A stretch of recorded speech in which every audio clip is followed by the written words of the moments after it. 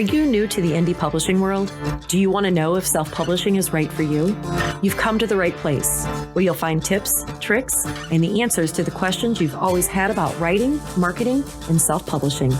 Welcome to the Hot Mess Writer's Life. Help for the indie author with me, Lynn Howard. Welcome back to A Hot Mess Writer's Life. It's Lynn Howard. Today's Tuesday for me, so it'll be Wednesday for you guys. Today, we're going to talk about tying our self-worth with our productivity, because I had an epiphany this weekend. I was exhausted Saturday. Exhausted. And I've got thyroid issues going on. I've got allergy issues. And I stupidly let my cat sleep in the room with me Saturday, which meant I had to leave the door open, which meant the dogs came and went all night. So I was exhausted. I had it in my head that I have to keep working. And when I thought about, I'm going to go be lazy and lay on the couch, I started feeling guilty. For multiple reasons. Oh my gosh, if I go lay on the couch and watch TV, or if I rest or, read a book for fun, my readers aren't going to get their books. I'm not going to be productive. I'm a lazy person. It was like an epiphany, like a light bulb went off. So I want to talk today about tying our self-worth to our productivity, and about the fact that we are never, ever going to write enough books to satisfy every one of our readers or every reader out there, period. It's never going to happen. So the first thing I want to say, productivity does not define your self-worth. I literally work 7 days a week. I write or market 5 days a week. I do my day job stuff 5 days a week. But then on the weekends, I'm like, oh, well, I'm going to take the weekend off. But what I've always done is I've been working on my kitchen. So I painted my cabinets, and I've painted the walls in the living room and the hallway and the kitchen, all that stuff. I never just rest. The last time I rested was when I had COVID in January. That's the last time I did nothing. That's not healthy because I'm not giving my brain or my body time to just reset. So Saturday, I took the day off. I laid around. Saturday morning, I went to a craft fair, craft show, whatever it's called. There was actually 2 of them in my area. So my girlfriend and I hit both of them. I got the things like dried sweet potatoes for the dogs. And I got some unpaper towels, or like cloth paper towels, and they snap together, things like that. And then I came home and I got on my couch and I tried to nap. It didn't work. I'm not much of a napper. And then I watched TV. I just binge watched. I finished season 5 of Outlander. I played on my phone. I just did nothing all day. I haven't done that since I had COVID in January. So I had to realize, and what I'm telling you, your productivity, your level of productivity does not define your self-worth. It is not who you are. If you want to work 2, 3, 4 days on your writing, so be it. Yes, I know I harp about schedules, but next point, set a schedule that works for you. If you have a day job, if you have kids, if you have parents to take care of, or like just me and my husband and the animals, I still have a house to take care of. I have a husband to take care of. I am now running, 3 businesses. More news on that coming later.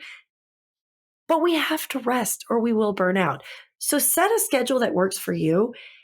I've decided my new schedule, I'm still going to work Monday through Friday because that's the schedule I like for myself. It's how I feel productive. But on the weekends, I might still work on my house here and there. But at least once or twice a month, I'm going to do nothing. I'm going to lay on the couch. I'm going to read a book. I'm going to watch TV. I'm going to reset. I put up on Instagram, and I think it shared on Facebook, and it says Sunday morning reset. It was so nice. It was so cool out Sunday morning. The sun hadn't risen high enough yet that it was, affecting my head. So I sat on the front porch and I just drank my coffee. It was actually the back porch, but I sat on the porch and just drank my coffee and listened to the birds. I didn't play on my phone. I didn't listen to a podcast. I didn't read. Just sat there. I put my bare feet on the grass and I just reset before I started my day on Sunday. And Sunday, I was productive Sunday. I'm trying to think. I did like laundry because that's usually the day I do that on, but I wasn't like, oh my gosh, I gotta stay busy, because otherwise I'm lazy.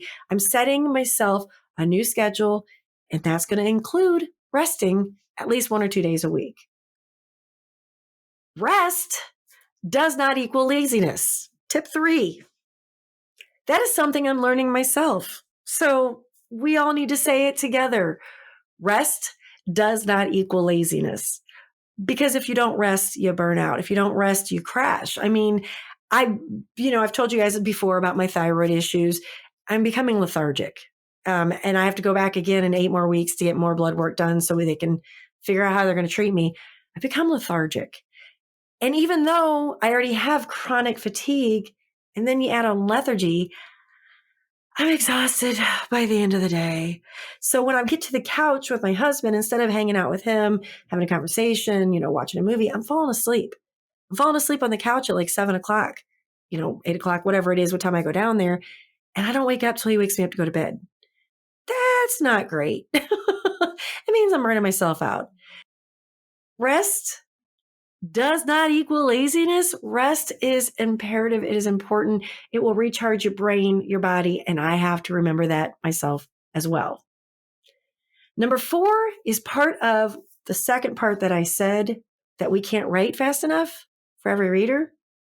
You're never going to satisfy everyone. You're not. You're not going to be able to write fast enough.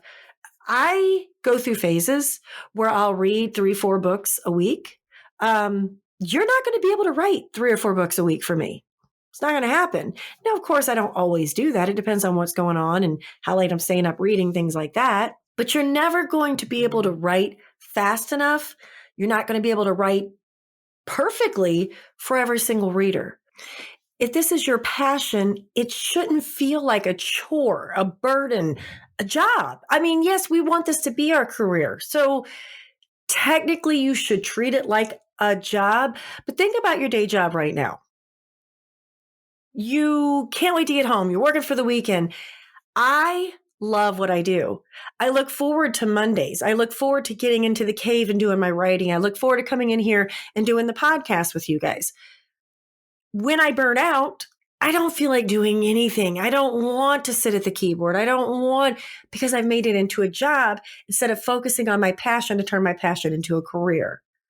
So make sure, if this is your passion, you're not stressing yourself out. We don't want yet another thing in our lives causing stress. And your passion should never be one of those things that stress you out. It should be something that brings you joy and fills your cup.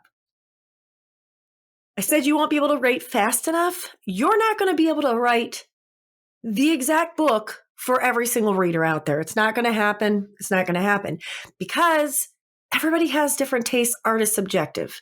I love paranormal romance, right? It's my favorite genre in the world. I'll read outside of my genre, of course, but I love paranormal romance. Now, I had a conversation. I co-host Let's Get Mystical with Genevieve Scholl, and I actually ran the interview last week.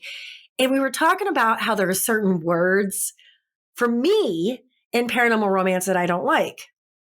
That doesn't mean that, you should never use those words because Lynn doesn't like those words. Write what you love. And guess what? That actually comes through in your writing. If you're writing something solely because it's what's trendy right now, solely because it's what's on market right now, solely because the last book, somebody told you that they hate vampire books. Well, do you love vampire books?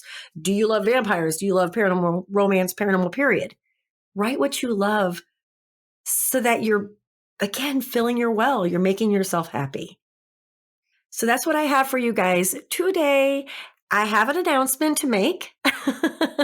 I am starting a second podcast. This will be my podcast, not a co-host. And it is about finding your self-worth and loving yourself. It's called Are You Worth It?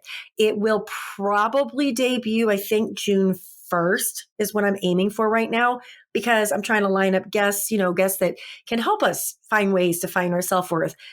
So yeah, I'm just going to add more on my plate. But again, I'm doing things that I love and not slogging through and, I don't feel like doing it.